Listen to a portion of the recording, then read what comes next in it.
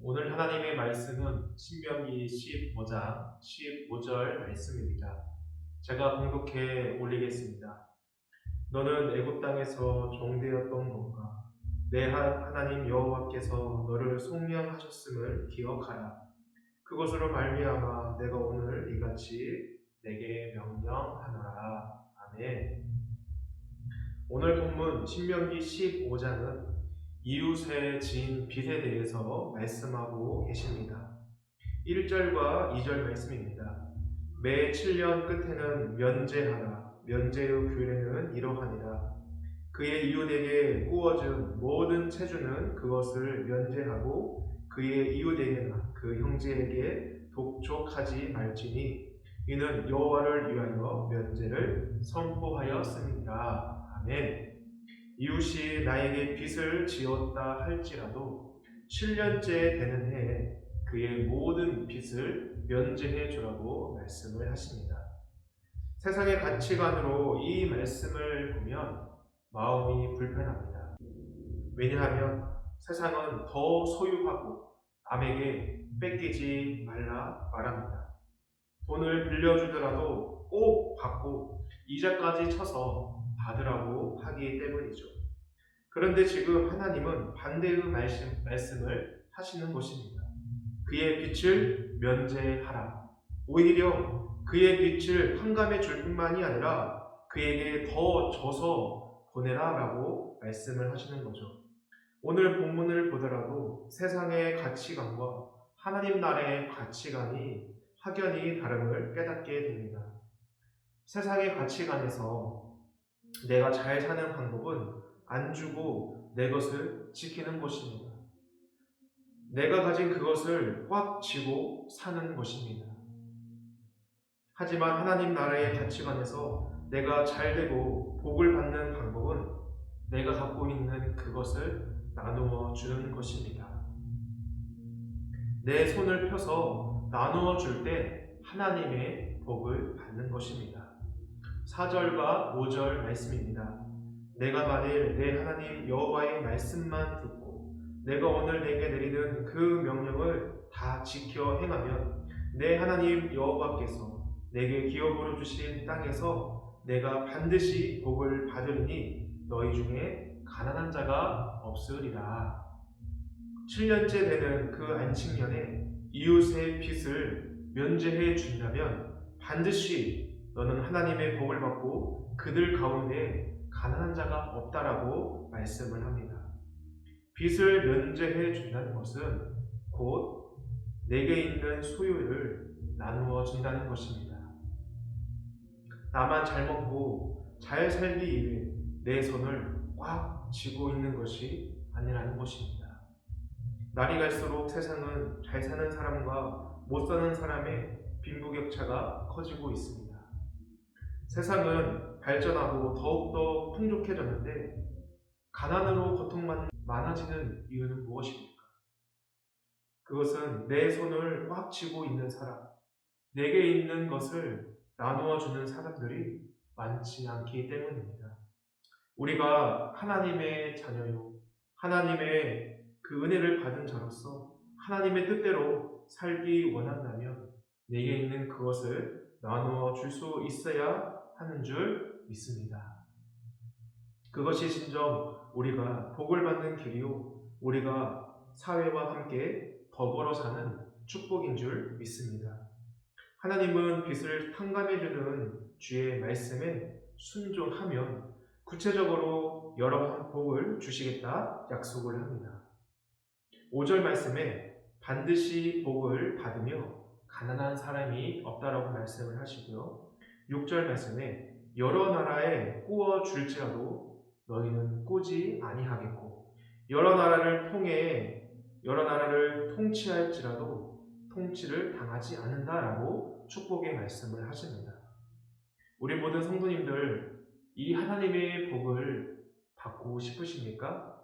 그렇다면 오늘부터 내가 갖고 있는 그것을 나누는 연습을 해보기를 바랍니다. 꼭 크고 많아야 나눌 수 있는 건 아닙니다. 콩 한 쪽도 나눠 먹는다라는 속담이 있지 않습니까? 귤 몇 개, 작은 사탕 몇 개 서로 나누어 먹으면 되는 것입니다. 내 손을 펴서 서로 나누어 주는 일, 그 사람에게 무언가 받으려 하지 않고 그냥 넉넉히 주는 일이 하나님의 복을 받는 비결인 것입니다. 내 형제나 이웃 중에 도움을 호소한다면 나에게 유익이 되는지 계산하지 않고 도움의 손길을 내주시기를 바랍니다. 간혹 가족 중에도 그때 조금만 도와줬더라면 내가 이렇게까지 되지 않았어 라고 형제를 원망하거나 부모를 원망하는 경우가 있지 않습니까? 아이 없는데 못 도와주는 건 어쩔 수 없지만 도와줄 수 있는 상황인데 도와주지 않는 건 죄가 된다라고 본문 9절 말씀에는 말씀합니다. 9절 하반절 말씀에 궁핍한 형제를 악한 눈으로 바라보며 아무것도 주지 아니하면 그가 너를 여호와께 호소하라니 그것이 내게 죄가 되리라.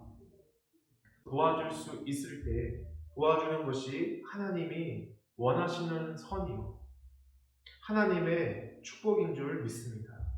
10절 말씀을 읽어보겠습니다.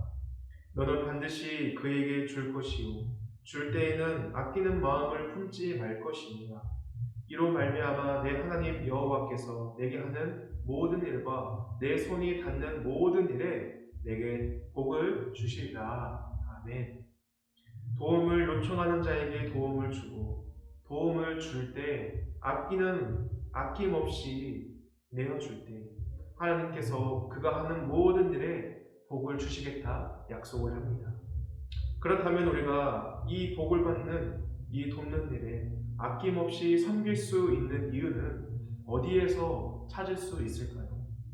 본문에서 두 가지 이유를 발견할 수 있습니다.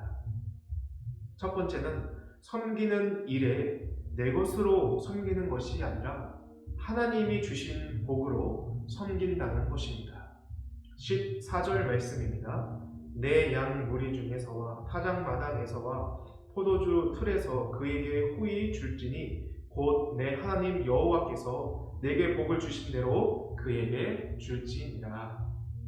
내가 빚을 져서 7년 동안 종살이한 그에게 빚을 탕감해 줄 뿐만이 아니라 내 소유를 넉넉히 줘야 하는 이유는 내가 갖고 있는 그 소유는 내가 이룬 것이 아니라 하나님께서 주신 복으로 받았기 때문이라고 말씀을 합니다. 이 말씀은 곧 복의 근원이신 하나님을 신뢰하라라는 말씀입니다. 우리의 복의 근원 되시는 하나님을 신뢰한다면 내가 갖고 있는 그 소유를 나누어 줄 수 있는 것입니다. 우리 모든 성도님들은 복의 근원 하나님을 신뢰함으로 넉넉히 나누어 줄 수 있기를 소망합니다. 두 번째로 아낌없이 도울 수 있는 이유는 애굽에서 노예했던 그들을 하나님께서 구원하셨기 때문입니다. 15절 말씀입니다. 너는 애굽 땅에서 종되었던 것과 내 하나님 여호와께서 너를 속량하셨음을 기억하여 그것으로 말미암아 내가 오늘 이같이 내게 명령하노라. 이스라엘에게 하나님의 구원이 없었다면 그들은 영원토록 죽을 때까지 아무것도 소유하지 못하는 평생을 노예로 살아야 하는 비천한 삶이었을 것입니다. 이 하나님의 구원의 은혜를 기억한다면 아낌없이 나누어 줄 수 있다라고 말씀을 하는 것입니다. 하나님은 오늘 우리에게 말씀하십니다. 복의 근원, 너를 구원한 나 여호와를 믿고 신뢰하느냐? 그렇다면 하나님께 받은 그 은혜와 복으로 나누고 섬기라 말씀합니다. 하나님을 신뢰하면 내가 갖고 있는 것을 나누어 줄 수 있습니다.